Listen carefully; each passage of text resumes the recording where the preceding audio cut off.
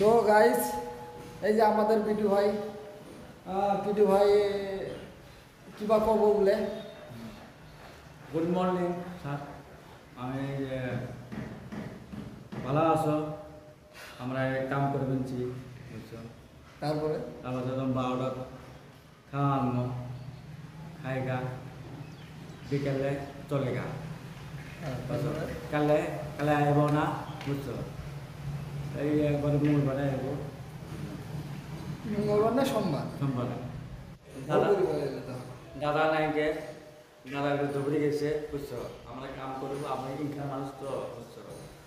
কাম না করলে এই দুনিয়া কাহিনী দেবো বুঝছো, না দেবো ভুল হলে আমার ক্ষমা করবে।